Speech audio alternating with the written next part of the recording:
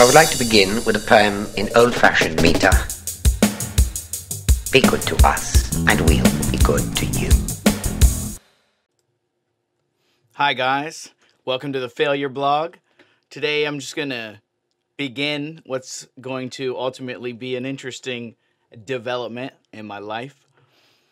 And it really speaks to what the Failure Blog is all about.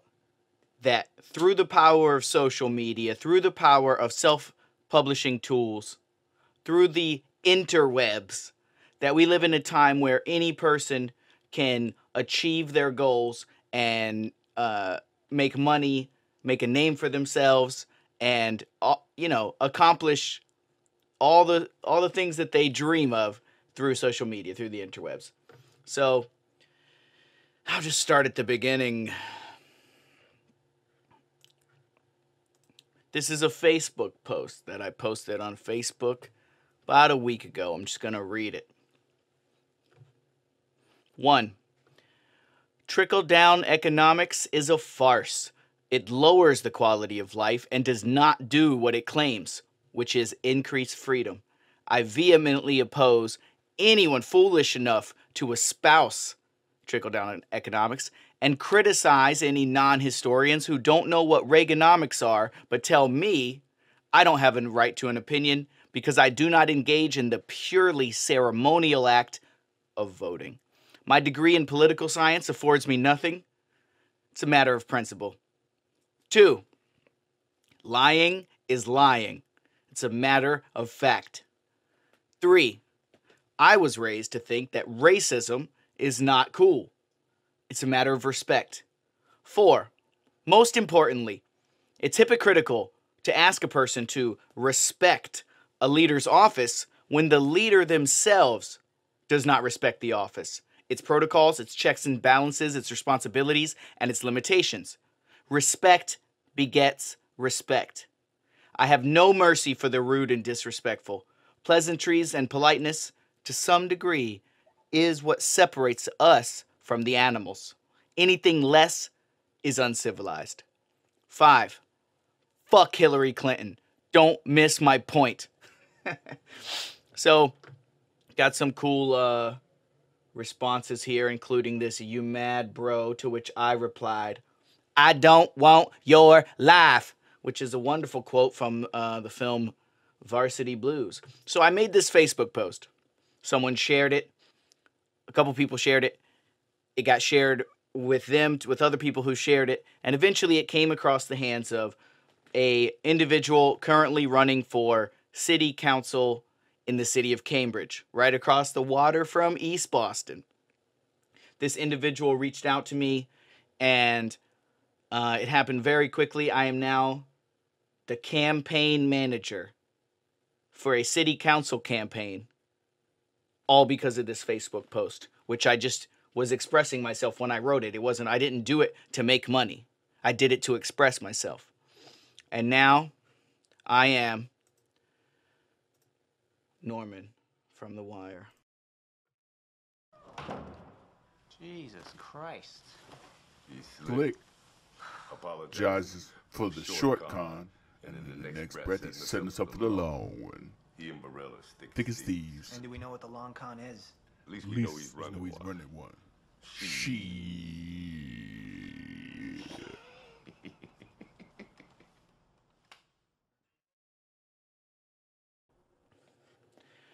But ultimately, part of the reason why I want to share this is that this campaign that I have taken on is, to speak mildly, is an underdog campaign. But that's what the Failure Blog is.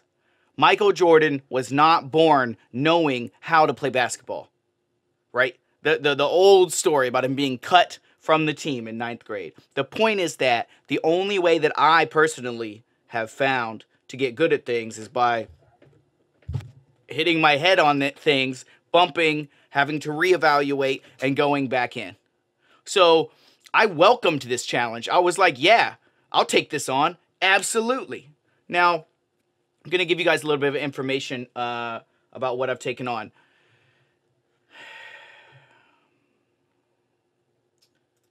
So here in Photoshop, I have pulled up. This is a report from a guy named Robert Winters, who has his own website. He follows Cambridge politics very closely. He posts all these reports. So this is it's public records, so anyone can access it.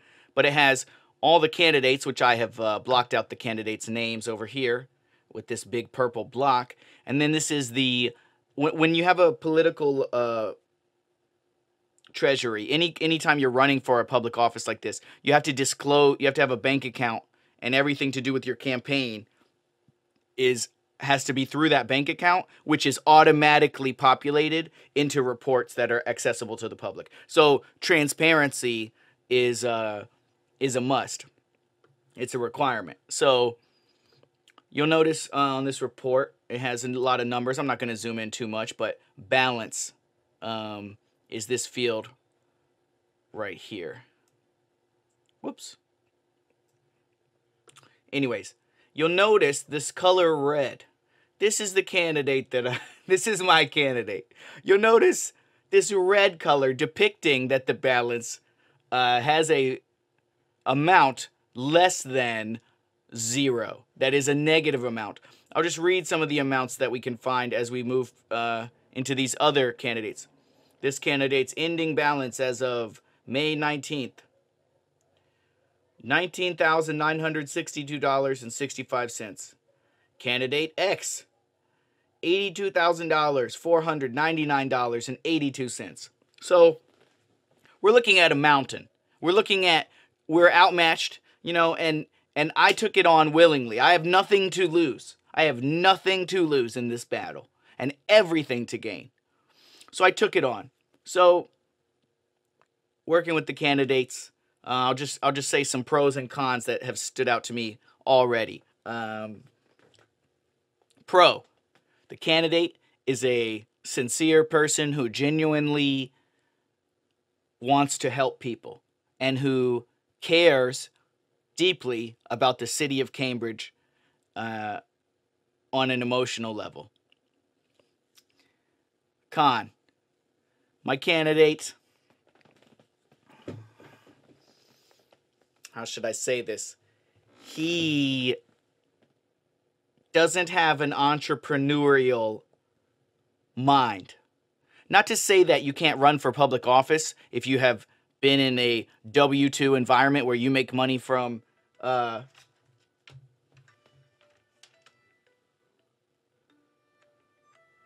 sorry. Pause. Hi, loyal listeners. Sorry about that. My girlfriend showed up in the middle of me making that video, and it was time to cook some dinner. So it's the next morning, just picking up where I left off. So let's just go over some basic stuff about this campaign, just to set the tone. Yeah, what I was in the middle of saying last night is there's pros and cons to the candidate. The pros, he's extremely likable. Even if you just see his smile on a photograph, he just has a very genuine and caring and likable, and he's got a lot to say. I mean, he might perhaps talk more than me, but the studies haven't come out yet on that, the surveys. So he's a great guy, but yeah, he doesn't have a business mind. I'm just going to be frank, and I've told him this point blank initially during our first interview, right off the bat. He doesn't see the campaign as a business, and you know, he's coming from sort of a social work, philosophy, political science, medical background. So he's just more about helping people than he is about, you know, profit margin. So that's right off the bat a huge issue. You know, and furthermore, I think he's even more inexperienced in political campaigning than myself, you know? So we've got some challenges ahead of us. And, you know, people ask me, Taylor, why'd you take all that on? You know, why did you take this big thing on? When, you know, I'm basically working part-time for the guy. I told him point blank, this is the amount of time you can expect for me each week. And it's not much. I have other projects going on. I said, this is how much money I would normally get paid for a day of my services. I gave him a discount based on the nature and contingent upon a win bonus, which I don't even think will come, or nor do I even care about. And I said, you want to pay someone. You don't want to use volunteers. You want someone that you can rely on. But this is all I can give you. So he was happy to have me on. And here we are. So let me just go through some of the things I've done for his campaign so far. I've attended some meetings downtown where you become certified to become a treasurer of a political campaign. They teach you everything about fundraising, what's legal, what's not legal, how they report it, how the transparency is monitored, a lot of stuff, basically to not get your name in the newspapers for the wrong reason. I've done that. I created him a Twitter profile. He's Facebook limited. He's Facebook limited. I logged onto his Facebook and I found that no one could even friend request him except people that were friends of his friends. So you couldn't even, like, if a random person wanted to like him on Facebook, they couldn't even follow him. So I did some things to his Facebook, created a Twitter profile for him, created a YouTube channel for him, started taking videos. So what else? Man, a lot of stuff. I took his